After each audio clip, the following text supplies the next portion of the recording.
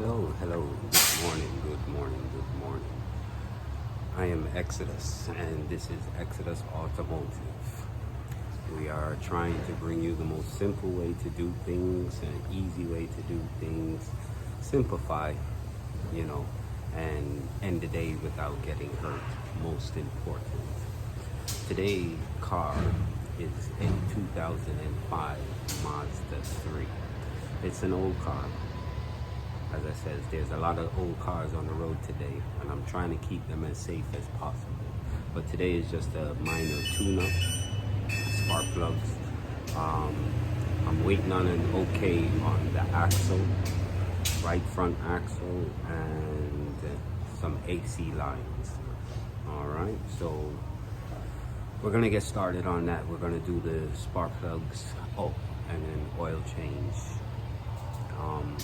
Took the wheels off, did a general inspection. The car needs a lot of work, but we're just going to work with the safety issue for right now. All right, keep it going, keep the engine moving. You know what they're saying. This is Exodus. We keep you moving. All right. Let's start by unplugging them. Yeah. Basically, I think this is the only one, number 4, that has a good clip. Right? Break them loose by hand. They are 8mm. Yeah. Old car, so you want to make sure that you start off by hand. Yes.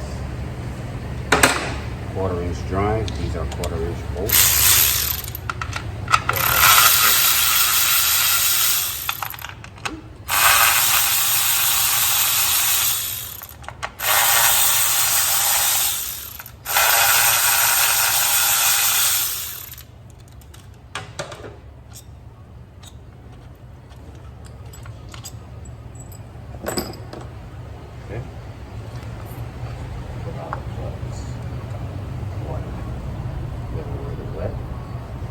Cover is leaking, but that's a recommendation that was already placed.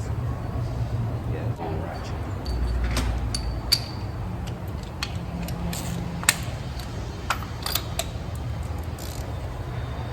Oh Lord.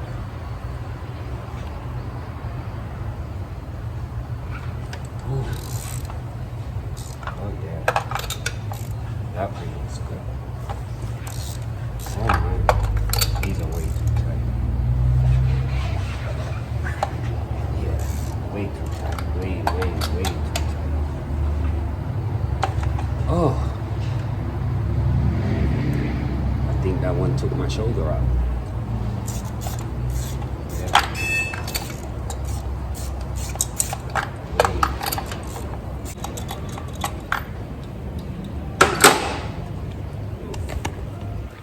I am sorry. In my description earlier, I forgot to mention the starter.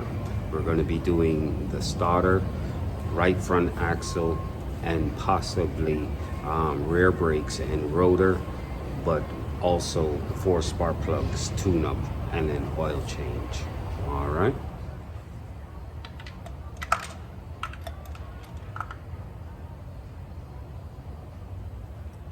I don't know if you see it. You see the wetness? Look, it's about to drip.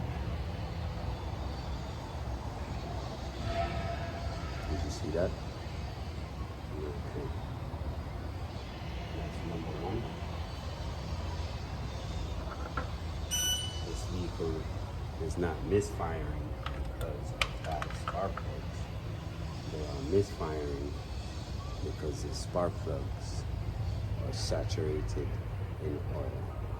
Number 2. Yeah. Come on. Good morning again, good morning again. How are we doing?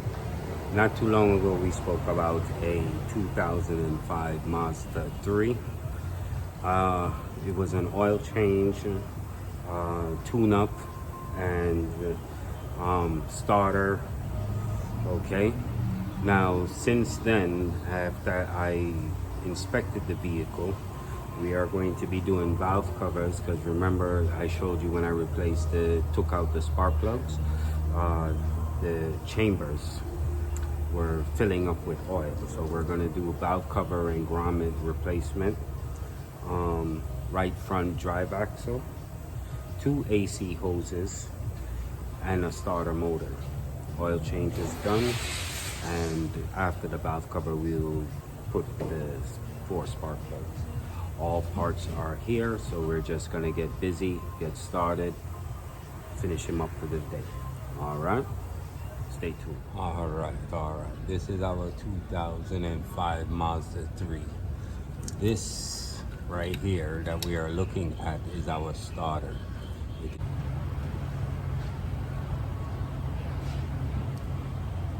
Flat side. Yeah, so you're sitting in the vehicle like this, right? This is how we're looking at it now. So we're seeing this section right here. Yes. All right. I have a 12 millimeter long socket on the upper, yes, with a 1/4 inch extension. I broke them loose prior. You know, I don't want to jump ahead of you, but I want you to see what exactly am I doing. Okay. All right. He's off, but he fell to the top. So you lift the bracket, yes, off of the studs. Now, there you go. So now the bracket is off the studs. In order to get it to remove completely out of your way, you would have to pull the 12 millimeter on the back side of the starter, the main positive wire. You want to use a 1/4 inch short 12 millimeter. Work him in there, break it loose, take your ratchet out. Ooh, sorry. Right, just the socket, because you don't want your ratchet to get stuck in there, so you just want it to be hand tight, that you could loosen it. Yes. Okay.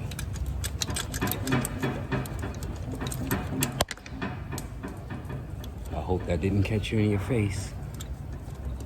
So by disconnecting this, you will be able to move. Bracket comes off, the wire harness, you see him? Everything here is now loose. All right, so I got a 14 millimeter 3/8 flex head. Yes, no extension, just a mid-size socket. Break it loose. There you go.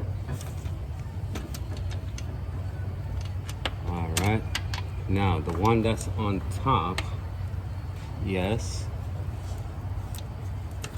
you should be able to get a 3/8 socket in there. All right. Yeah. Okay. Here's our top stud. All right.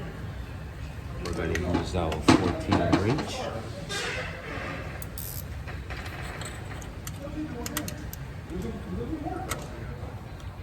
Yeah. Okay. There you go. I knew I loosened it.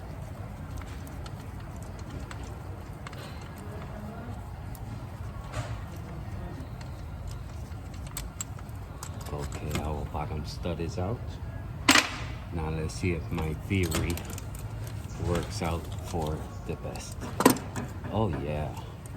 What can I tell you, man? Let's just move our bracket out of the way. We have an oil cooler line.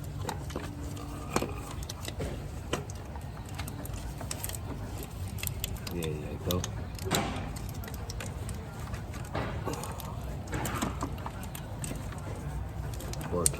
Hold your line.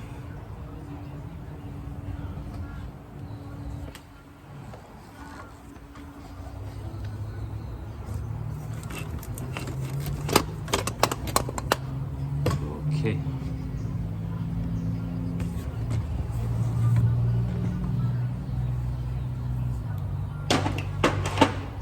One down.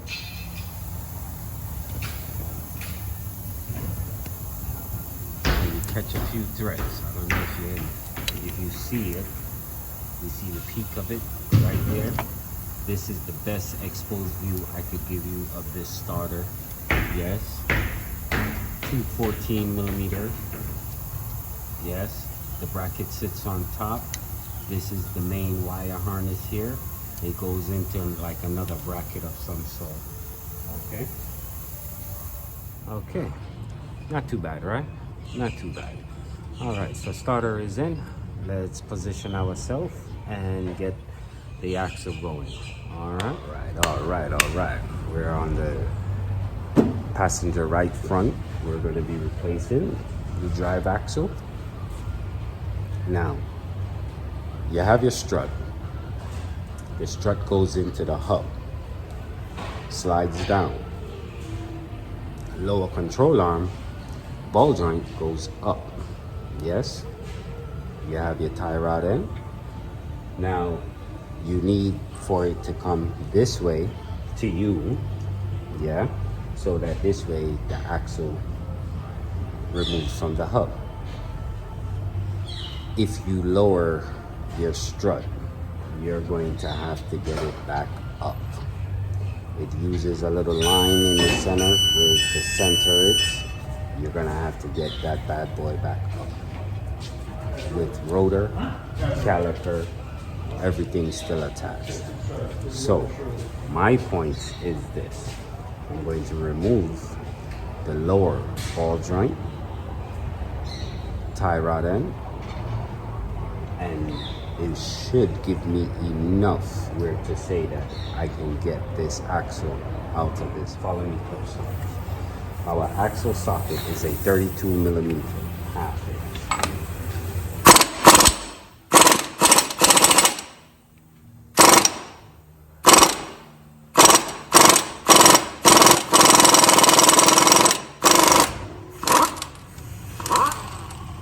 Our outer tie rod end, 14 millimeter, 3/8.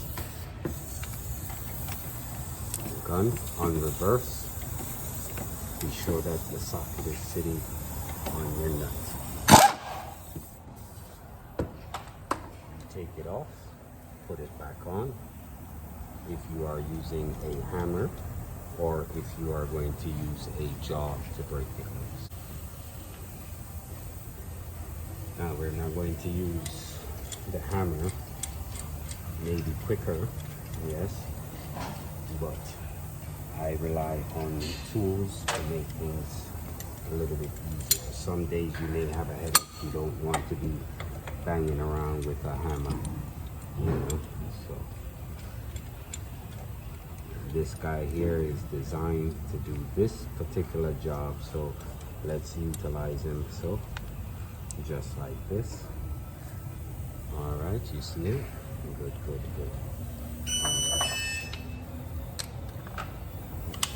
Your 3/8 gun, 16 millimeter gun on forward.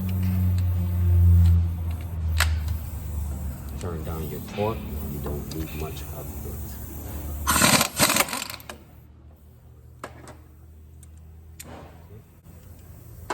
Now, put your tie rod end down and out.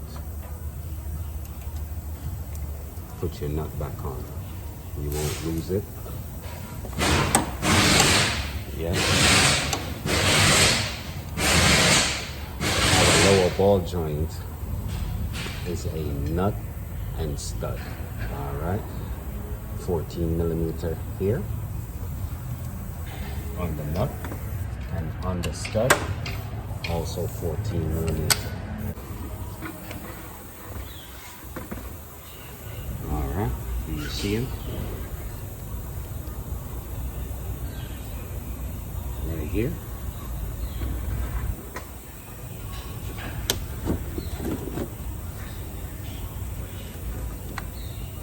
Yeah. Ball joint. We just removed our stud from here. So now you just want to pry this down so that he comes out of here.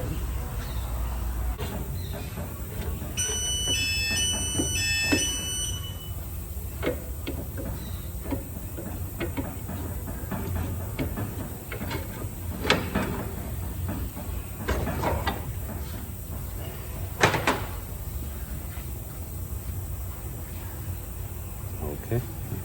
By doing so. All right. This is our backside of our axle, right here. This is the axle bearing. It's attached to the block. The axle inserts on a shaft right here. Okay. Now I'm using a pry bar, kind of chisel type thing. You just want to chisel it. It will come loose. It has a locking pin.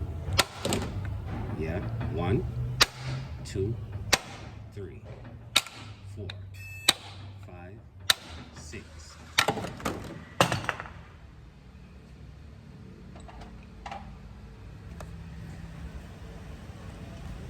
I'm sorry. My hand was supposed to hold on to the axle. I got a little carried away with the swinging of the hammer and it just came right out. But yeah, I hope you saw it. Now, would you say this axle is bad? Yeah. Okay. What we are looking at is the shaft from the transmission into the axle bearing that is attached to the block. Yes. So now we are going to attach the outer section of our axle to this guy. Now let's try to see if we can put this bad boy on. Yes. Now, you feel him? He's on there, yeah? Okay. I'm gonna try something that, you know, you could use the axle itself.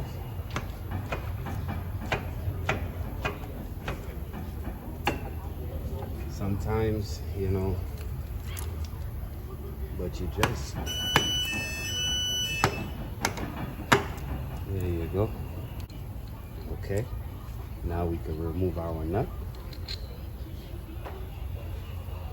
You're gonna swing this hub back around straight, pull to you, put your axle in. Yeah. Be sure to make sure that the axle is properly seated in your hub.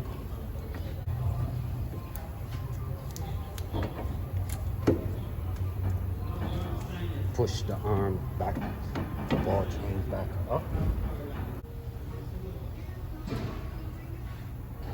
It's not quite up, but I'll show you something. I could use my hand and push it up.